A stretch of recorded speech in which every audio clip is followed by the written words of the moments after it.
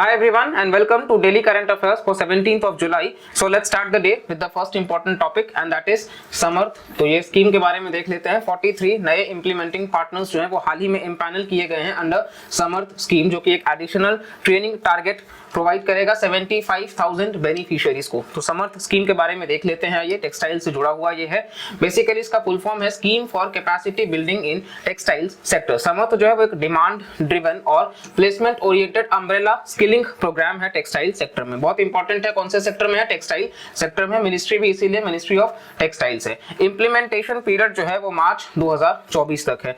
तो समर्थ स्कीम आपको ध्यान रखना है, मिनिस्ट्री ऑफ टेक्सटाइल से रिलेटेड है। इंप्लीमेंटेशन पीरियड मार्च 2024 तक का है और ये ज्यादातर आप देखोगे तो स्किल प्रोवाइड करने से रिलेटेड है। पॉलिसी डिजाइन में आप देखेंगे तो यहाँ पे स्किलिंग वगैरह और पॉलिसी फ्रेमवर्क जो है वो कवर किया जाता है, जिसमें मिनिस्ट्री ऑफ स्किल का भी हेल्प है।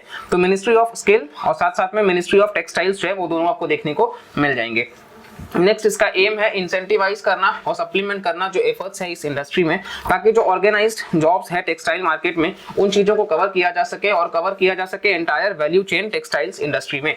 जैसे कि आप देखोगे स्पिनिंग और वीविंग को एक्सक्लूड करके, तो इनको एक्सक्लूड किया गया है। जो स्पिनिंग और वीविंग है इसको एक्सक्लूड किया गया है। नेक्स्ट आप देखेंगे ये रैशनलाइज करता है ट्रेनिंग प्रोग्राम वगैरह और कोर्स करिकुलम, जो कंसीडर करने की बात करता है टेक्नोलॉजिकल और मार्केट डिमांड, डोमेस्टिक और साथ साथ में इंटरनेशनल इकोनॉमीज।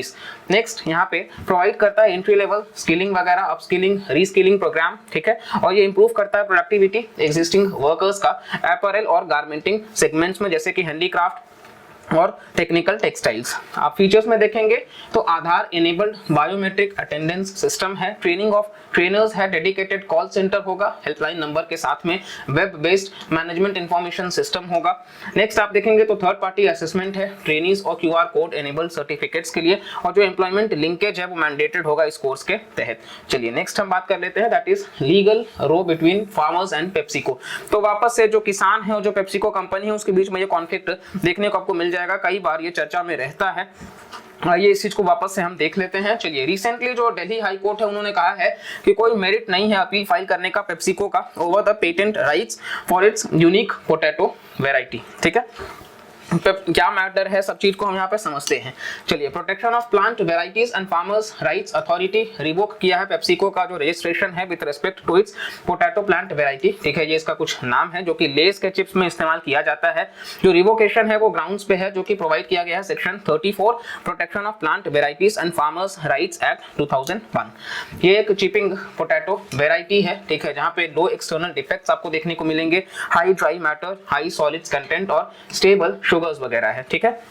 ये मैन्युफैक्चर ऑफ चिप्स में इस्तेमाल किया जाता है और इसमें आप देखोगे तो डेवलप किया गया है इसको यूएस में, और एक सर्टिफिकेट ऑफ रजिस्ट्रेशन भी दिया गया है पेप्सिको को जो कि 2016 में, जो एक्सक्लूजनरी राइट देता है मार्केट करने का, बेचने का, इंपोर्ट करने का, एक्सपोर्ट करने का और डिस्ट्रीब्यूट करने का, ठीक है, for a period of 6 years इस चीज को। तो ये आप देख सकते हैं। साथ साथ में ये एक्ट क्या है यूपीएससी के लिए इंपॉर्टेंट हो जाता है। तो ये एक्ट प्रोवाइड करता है इफेक्टिव फ्रेमवर्क ताकि कंजर्व और एनकरेज किया जा सके अलग अलग प्लांट वेराइटीज के डेवलपमेंट में। ये एस्टैब्लिश करता है एक इफेक्टिव सिस्टम सेफगार्ड और रिकॉग्नाइज करने का जो राइट्स है ब्रीडर्स का, रिसर्चर्स का और फार्मर्स का कि वो प्रमोट करे एग्रीकल्चरल डेवलपमेंट। ये इंश्योर करता है availability of high quality seeds और प्लांट करता है materials to farmers. Validity period की बात कर ले तो जब तक कि कोई कमर्शियली प्रोड्यूस ना करे, सेल करे, मार्केट, डिस्ट्रीब्यूट, इंपोर्ट, एक्सपोर्ट बगैर ब्रीडर्स के ऑथराइजेशन के, ये 6 साल है डेट ऑफ रजिस्ट्रेशन और एक्सटेंड किया जा सकता है 15 साल के लिए। चलिए ये आप देखोगे ग्राउंड्स क्या है रिवोकेशन का, तो ये आपको देखने को मिल जाएगा कि इनकरेक्ट अगर इंफॉर्मेशन फर्निश किया जाए एप्लीकेंट के द्वारा या रजिस्ट्रेशन सर्टिफिकेट जो है वो इन एलिजिबल पर्सन को ग्रांट किया जाए, और यहाँ पे जब ब्रीडर प्रोवाइड नहीं करता रजिस्ट्रार को रिक्वायर्ड डॉक्यूमेंट्स के साथ में, तो ये है रिवोकेशन के कुछ ग्राउंड्स। चलिए यहाँ पे आप देखोगे फेलियर हो जाना प्रोवाइड करने के लिए एक ऑल्टरनेटिव डिनोमिनेशन, और फेलियर हो जाना ब्रीडर का कि रिक्वायर्ड सीड्स वगैरह प्रोवाइड करना। चलिए नेक्स्ट यहाँ पे हम बात कर लेते हैं। तो फेलियर कर जाना एक्ट, रूल्स, रेगुलेशंस इन सब से, और अगर ग्रांट जो है वो पब्लिक इंटरेस्ट के खिलाफ हो। What is the new variety and extent variety, ये हम देख लेते हैं। तो न्यू वैरायटी जो है उसका मतलब आप देखोगे क्राइटेरियन है नोवेल्टी का, नया। तो ये रिक्वायर करता है प्रोपागेटेड और हार्वेस्टेड मटीरियल, जो कि आपको देखने को मिल जाएगा भारत में जो कि मतलब नहीं बिकता है और 1 साल से पिछले। और ये आप देखेंगे एक्सटेंट वैरायटी का, तो ये वैरायटी है जो सेटिस्फाई नहीं करता है, मतलब only the criteria of distinctiveness की अलग है, यूनिफॉर्मिटी और stability but not novelty. Next है एंथ्रोपोसीन इपोक। तो जियोलॉजिस्ट जो हैं उन्होंने कहा कि जो सेडिमेंट्स है क्रॉफोर्ड लेक का कनाडा के ओंटारियो में वो प्रोवाइड किया गया है evidence of the beginning of the anthropocene epoch. तो इसके बारे में देख लेते हैं। ये एक प्रोपोज्ड जियोलॉजिकल इपोक है। टर्म इसको जो कॉइन किया है Nobel prize winning chemist Paul Crutzen और बायोलॉजी प्रोफेसर हैं यूजेनी स्टॉर्मेर। तो इसका मतलब क्या है, तो ये डिनोट करता है प्रेजेंट जियोलॉजिकल टाइम इंटरवल जो कि अर्थ के इकोसिस्टम से है कि किस तरीके से रेडिकल चेंजेस हो रहे हैं ह्यूमन इंपैक्ट को, और स्पेशली जब इंडस्ट्रियल रिवॉल्यूशन का बिगिनिंग हुआ है। ये आप देख सकते हैं किस प्रकार से मतलब दिया गया है, जो भी जनरेशंस हैं उसको सेनोजोइक, मेसोजोइक, पैलियोजोइक और इसमें भी फर्दर क्वाटरनरी, नियोजिन, ये सारे पीरियड्स हैं जिसमें आप जुरासिक वगैरह, ट्रियासिक वगैरह, मेसोजोइक का पार्ट आप देख सकते हैं। ठीक है, और ये इपोक है जहां आप देखेंगे आज का जो है वो होलोसीन वगैरह है, और इसको नीचे का भी आप देख सकते हो कि पैलियोसीन से स्टार्ट होकर के किस तरीके से ये गया है। चलिए नेक्स्ट हम बात कर लेते हैं अनवेलकम चेंजेस का। तो ये जुड़ा हुआ है ग्लोबल वार्मिंग, सी लेवल का राइज होना, ओशन एसिडिफिकेशन, मास स्केल पे सॉइल इरोजन और जो डेडली हीट वेव्स जारी हैं उस तरीके से, जिसकी वजह से जो बायोस्फीयर है उसका भी डिटोरिएशन हो रहा है और बाकी एनवायरनमेंट में भी काफी डेट्रीमेंटल चेंजेस आपको देखने को मिल जाएंगे। एस्टिमेटेड बिगिनिंग है इपोक का। मेंबर्स मानते हैं कि जो एंथ्रोपोसीन वर्किंग ग्रुप हैं वो नया इपोक स्टार्ट हो रहा है 1950 से 54 के बीच में, और ये लैक ऑफ कंसेंसस है कि डिसएग्रीमेंट्स वगैरह ये सब नहीं है, तो उसको ध्यान में रख करके साथ साथ आप देखेंगे तो कहीं ना कहीं क्रॉफोर्ड लेक है कनाडा में, उसका रिसेंट स्टडी बताता है कि इसको मतलब कंडक्ट किया गया था सेडिमेंट्स जो प्रिजर्व किए गए हैं उसके बेसिस पे कि एनुअल इंपैक्ट क्या है ह्यूमन एक्टिविटीज का अर्थ के सॉइल पे, एटमॉस्फेयर पे और बायोलॉजी पे। एविडेंस आप देखेंगे एडवेंट का, तो यहाँ पे डिस्टिंक्ट और मल्टीपल सिग्नल्स है 1950 से, और इसी के साथ साथ ये दिखाता है इफेक्ट्स ऑफ ह्यूमंस जो अर्थ के सिस्टम में है। डिस्ट्रक्टिव ह्यूमनाइजिंग है कि प्रेजेंस ऑफ प्लूटोनियम वगैरह, ठीक है, न्यूक्लियर वेपन्स की वजह से इंडिकेट करता है कि जब ह्यूमैनिटी एक खतरा बन जाए। और इसी के साथ साथ में इनकंक्लूसिव एविडेंस में ये है कि इसका मतलब ये नहीं होता कि एंथ्रोपोसीन इपोक को प्रूफ करना। और बाकी का जो जियोलॉजिकल टाइम स्केल है तो ये कैलेंडर वगैरह को दर्शाते हैं। सब डिवीजन में आप देखेंगे तो डिसेंडिंग ऑर्डर में इयॉन्स, एरास, पीरियड्स, इपोक्स, एजेस ये सब है।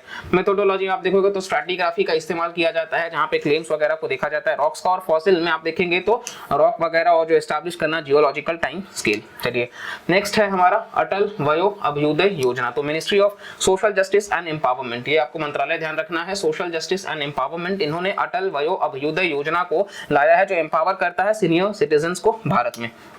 एमालगमेशन करना अर्लियर स्कीम जो कि नेशनल एक्शन प्लान है सीनियर सिटीजन्स का, ये रिवैम्प करना, रीनेम करना अटल वयो अभ्युदय को 2021 में। ये एक अम्ब्रेला स्कीम है जो इंक्लूड करता है integrated programme for senior citizens and Rashtriya Vayoshri योजना।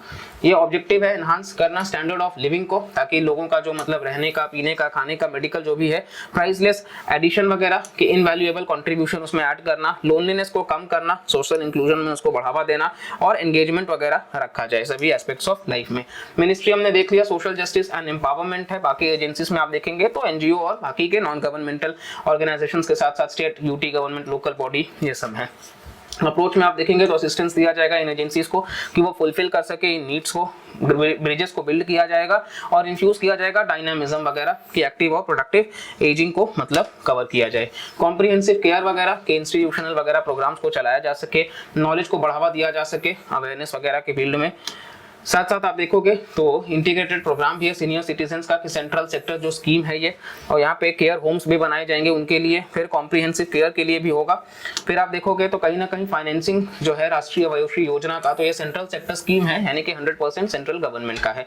एड और असिस्टिव भी लिविंग डिवाइसेस दिया जाता है सीनियर सिटीजन्स को। और एलिजिबिलिटी क्राइटेरिया ये है कि जो बीपीएल कैटेगरी में आते हैं या फिर जो 15,000 से कम पर मंथ का अर्न करते हैं। चलिए इसके बाद में आप देखोगे तो एलिमेंट्स कवर में एज रिलेटेड डिसेबिलिटीज जैसे कि लो विजन, सुनना कम में आप देखोगे, दिखाई कम देना, या फिर आप देखोगे तो लॉस ऑफ टीथ और लोकोमोटर डिसेबिलिटीज। इंप्लीमेंटेड बाय तो artificial limbs manufacturing corporation of India है, लिम्को, जो कि एक पीएसयू है, ministry of social justice and empowerment का ये इंप्लीमेंटेशन एजेंसी है। नेक्स्ट टॉपिक है हमारा दैट इज क्रिटिकल मिनरल्स। तो गवर्नमेंट ने अप्रूव किया है अमेंडमेंट्स माइंस और मिनरल्स का, जो कि अलाउ करेगा कमर्शियल माइनिंग अब हो सकता है लिथियम का और बाकी सारे मिनरल्स का, लिफ्ट करता है इस बैन को। बेसिकली पहले क्या था कि जो लिथियम वगैरह होते थे क्रिटिकल मिनरल्स, इसको सिर्फ सरकारी पीएसयूज ही कर सकते थे, लेकिन अभी आप देखेंगे तो यहाँ पे आपको देखने को मिल जाएगा कि जो प्राइवेट है उसको भी अब निमंत्रण दिया गया है। तो ये बैन को हटा दिया गया है जो कि कमर्शियल माइनिंग के ऊपर लगा था। इसमें 6 क्रिटिकल मिनरल्स आते थे, lithium, beryllium, titanium, selenium, niobium, tantalum और जर्कोनियम, तो ये सारे उसमें कवर थे। क्रिटिकल मिनरल्स जो है वो डिक्लेयर किए जाते हैं, 30 मिनरल्स हैं इसमें। क्रिटिकल इसलिए क्योंकि ये बहुत रेयर में पाए जाते हैं और बहुत इंपॉर्टेंट होते हैं। मोनेटाइजिंग एसिड्स की बात करोगे तो ये अलाउ करते हैं, मतलब अब सेंट्रल गवर्नमेंट जो है वो ऑप्शन करता है मिनरल्स को और रॉयल्टी उसके बेसिस पे दिया जाता है राज्यों को। क्रिटिकल क्या है, तो वो मिनरल्स जो सप्लाई शॉर्टेज के रिस्क पे हैं और साथ साथ में आप देखोगे इनका लार्जर इंपैक्ट है इकोनॉमी में बाकी के रॉ मटेरियल्स के तुलना में। एडिशनल इंफॉर्मेशन में लिथियम जो है वो लाइटेस्ट और सॉफ्टेस्ट मेटल है वर्ल्ड में और ये एक नॉन फेरस है, मतलब आयरन नहीं है इसमें, और ये एक क्रिटिकल कंपोनेंट्स है बैटरीज वगैरह के इस्तेमाल के लिए, इलेक्ट्रिक व्हीकल्स के लिए, अलग अलग गैजेट्स जैसे कि स्मार्टफोन्स और लैपटॉप्स के लिए। साथ साथ आप देखोगे तो भारत आज भी 70% लिथियम का जो रिक्वायरमेंट है वो इंपोर्ट के माध्यम से ही पूरा करता है और ये आपको देखने को मिल जाएगा कि हाल ही में जम्मू कश्मीर के रियासी से 5.9 मिलियन टन जो है वो लिथियम मिला भी था, तो ये अपने आप में बड़ी बात है कि हाँ उसको स्प्रेड वगैरह जो है ज्यादातर आप देखेंगे तो ये 47% जो है वो ऑस्ट्रेलिया में बनता है, 30% चिले और फिर 15% चाइना। वैसे तो लिथियम ट्रायंगल में आप देखेंगे तो अर्जेंटीना, बोलीविया और चिले भी साथ साथ आते हैं, लेकिन लिथियम खोज होना बड़ी बात नहीं है। लिथियम का आप देखोगे तो कहीं ना कहीं उसका एक्सप्लोरेशन करना, उसका मैनेजमेंट करना वो अपने आप में बहुत बड़ा चैलेंज है, तो ये आर्ट भी डेवलप करते रहना होगा कंट्रीज को और ये बेसिकली आपको देखने को मिल जाएगा कि हमको हर दिन इसमें इंप्रूवमेंट करते रहना होगा। तो ये हमारा डेली करंट अफेयर्स की तरफ से था। अगर आपको वीडियो पसंद आता है तो प्लीज लाइक करिएगा, चैनल को सब्सक्राइब करिएगा और कमेंट करके भी जरूर बताइएगा। मिलते हैं अगले लेक्चर में, तब तक के लिए bye bye, take care and जय हिंद।